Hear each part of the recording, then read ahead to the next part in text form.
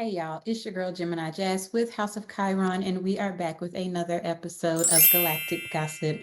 Welcome back to my channel if you are returning, but if you are new to my channel, welcome in for the very first time, and make sure you hit that subscribe button so you will not miss a beat on anything that I upload, okay? Because I am uploading things like several times a week nowadays.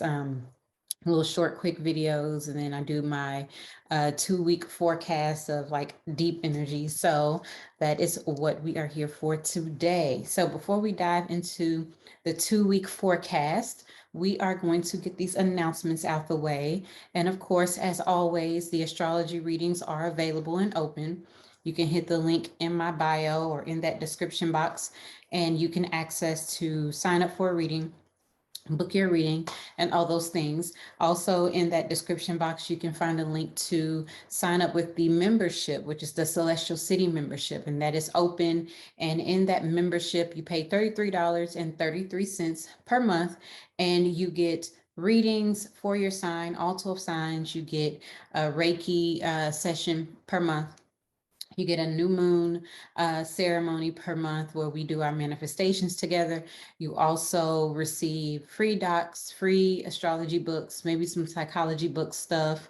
Um, any kind of like workbooks or anything that I create, I put them out in the membership first. So they get first dibs before anyone else gets it. And you get 10% off on all my services and my Chiron candles. So the Chiron candles are fully stocked also. So get yours today. There are 7 different candles to choose from. So there is that. Now, we can get into this 2 week forecast now that we got all of that out of the way. And, we are now in July, and it just seems like time has really gone by so quickly. We're already more than halfway through 2022, and it seemed like it just began like last week or something. So, July starts off with intense energy from Mars and from Pluto. So this energy is kind of like revisiting some things, from earlier in the year around springtime, or right when spring was beginning, like early March. So think about what occurrences were popping off at that time. In the beginning of this month is going to bring forth like this opening square to that Mars-Pluto conjunction, and we'll get into that shortly. But think about what happened around the beginning parts of March, and like right now, it's kind of like this catalyst energy that is pointing us to trials, but also opportunities to expand in a positive way, right? So Mars, plays a large role this month. So think about the energy that Mars harnesses, right? It's all about, action and being a protector, being a warrior, being the fighter, initiating things, being confident, courageous spirit. And so sometimes Mars can also be explosive, and that's what's going to kind of happen this month. It's like coming into this conjunction with Uranus and the North Node. So that might result in some explosive energy. And we'll talk about that on the second 2 week forecast. We're not going to discuss that in this one, but towards the end of the month, and that's what we should is kind of like expect, feeling some real tense vibes. And so as the month continues, July is going to bring us a Capricorn full moon and Leo new moon, all of those wonderful things. So without further ado, let's get into this forecast. So we're going to discuss the energy for the next 2 weeks. So from July 1st all the way through to July 16th, or excuse me, July 15th, okay? So starting off on the very first or second day of the month. So we can feel this energy as early as like July 1st and July 2nd. And so Mars is making a square to Pluto, which is retrograde in Capricorn. Mars is in Aries. And so this is that opening square I was talking about. So on March the 3rd of this year, Mars and Pluto, as well as Venus, and I believe Venus was retrograde at that time, they all came into this conjunction at 27 degrees.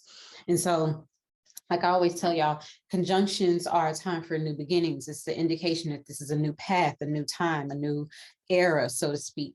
And so with Mars making that conjunction to Pluto, it was very focused, very passionate energy on creating something new, starting something new, breaking free from something, right? Because Pluto is in Capricorn, is kind of crumbling the structures, the status kind of quo energy that Saturn in Aquarius is bringing forth, okay?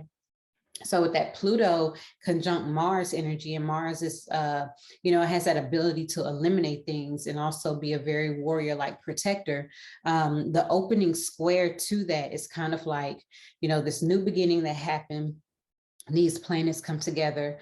It creates this really intense energy, this impactful kind of response or consequence from that happens. Now, as time goes on, it's opening. So the opening square, meaning like, because, they were here, so it's opening. Now it's at the square, it's 90 degrees away from each other, where Mars is 90 degrees away from Pluto. And that energy is kind of like, okay, yes, you have a new beginning, but now we have some challenges to get through.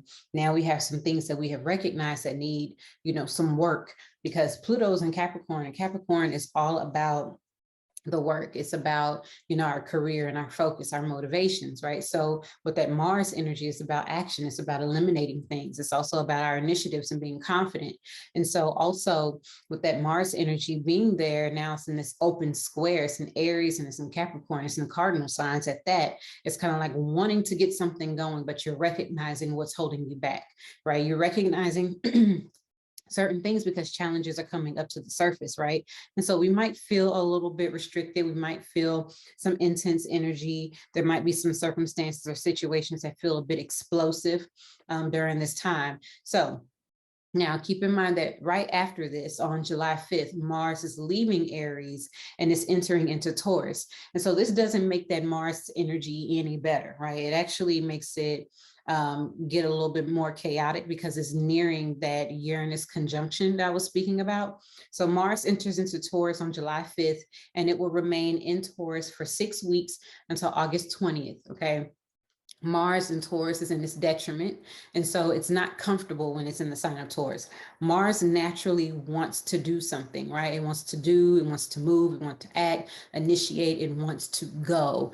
And it also doesn't mind a good fight. That is Mars. But Mars, when it's in the sign of Taurus, is not anywhere near that. It wants to do it, but it can't. So you can imagine the frustration of not being able to do what you want to do, right? Taurus wants things to be practical and wants things to feel nice and, also align to our values. And also Taurus is a fixed sign. So it does not necessarily get angry or move or make change, right? It doesn't like to do any of those things. But when Taurus, when the energy of Taurus feels the need to pivot or move or do any of those things that it typically does not do, best believe these changes are going to stick for quite some time. And it's kind of like looking at it as like, Ferdinand the Bull, right? So that Taurus energy can be related to that. Ferdinand is perfectly fine sitting in the pasture, grazing about, eating its luxurious grass and, whatever flowers and whatnot, and, feeling the nice sun and enjoying the breeze until something comes along and messes with it. And in that case, the story of Ferdinand, it was a bee that came and stung Ferdinand. So it's like Ferdinand then became this bull with the fire coming out of his ears and the smoke coming out of his nose. Now it's angry. So that's kind of the energy that we're going to feel, where something happens and it forces that Taurus energy to make haste, to move, to make change, right? As much as it doesn't want to. And the anger isn't really because of the thing that messed with it. It's because it has to move. It has to make change. It's like, God, I don't want to do this. I was enjoying my leisure time, so to speak. Okay. So anywho, Mars is now nearing that extraordinary conjunction that we have with Uranus in the North Node. So this is going to happen towards the end of the month on July 31st and into August 1st, but we will feel this energy as early as July 22nd. All the way through to August 15th, because they're actually in a conjunction from that time. Now, they don't come exact until July 31st and August 1st, but they're in a conjunction by degree, basically. Okay. And so that's going to happen towards the end of the month. And like I was saying, Taurus typically does not like change, and Uranus is in the sign of Taurus, and it's been there since 2018. And so the Taurus ruled areas of our lives have been getting these unexpected changes that's been making our lives highly uncomfortable.